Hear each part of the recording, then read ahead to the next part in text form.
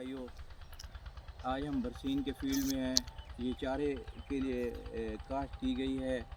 हम देखते हैं कि काश्तकार दो वजह के लिए बरसीन को लगाता है।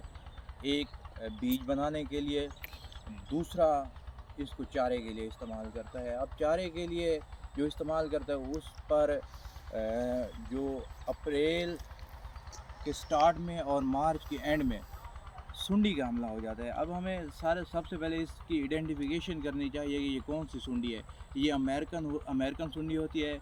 इसको इंग्लिश में अमेरिकन बोलवर्म भी कहते हैं। इसके लिए मुख्तलिफ पेस्टिसाइड इस्तेमाल की जाती हैं। पहली जो की जाती है वो एमामेक्टन है। एमामेक्टन इसको कंट्रोल नहीं करती। क्यों? एमामेक्टन के ख़िलाफ़ सुंडी ने क़ुव्वत मुदाफ़ियत पैदा कर लिया है। अब एमामेक्टन 3 दिन इसको कंट्रोल करती है, 3 दिन एहतियात करनी पड़ती है और उसके बाद फिर तीसरे दिन इसका हमला आ जाता है। तो ये जानवर के खाने के इस्तेमाल नहीं रहती, जानवर के खाने के काबिल नहीं रहती। फिर हम एक और मिक्सचर इस्तेमाल करते हैं एमामेक्टन और लूफेनुरान का। ये मिक्सचर काफ़ी इफ़ेक्टिव है। ये 8 से 10 दिन तक कारआमद रहता है, लेकिन ये भी फिर फेलियर कर देता है, ये कंट्रोल नहीं करता। फिर आजकल न्यू केमिस्ट्रीज आई हुई हैं, क्लोरेंटा प्लस एमामेक्टन का मिक्सचर जो डीजेसी वालों के पास स्टार क्लेम के नाम से है।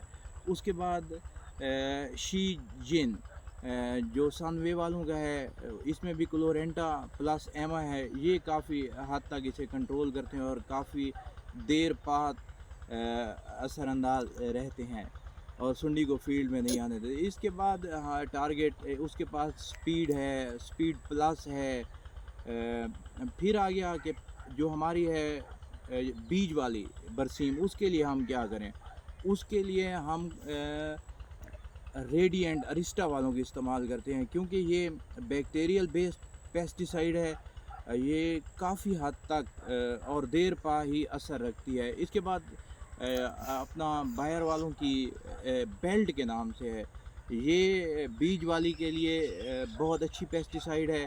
इसका हर 20 दिन बाद 25 दिन बाद अगर स्प्रे करते रहें तो ये काफ़ी हद तक कंट्रोल कर देती है इस सुंडी को। इसके लिए हम रिकमेंड करेंगे, जो बाद वक़्त हम स्प्रे करते हैं उसका रिज़ल्ट नहीं आता। उसकी वजह क्या है कि जो हम जेट इस्तेमाल करते हैं, टी जेट, वो काफ़ी इफ़ेक्टिव है। वो दूसरा जो फॉग वाला इस्तेमाल करते हैं वो बेहतर नहीं है, क्योंकि आजकल गर्मी पड़ रही है, इस वजह से ये फॉग बनाती है और बाद में बुखारात बनकर वो ऊपर उड़ जाती है, जिस पर सुंडी पर कोई खातिर ख़ास असर नहीं होता।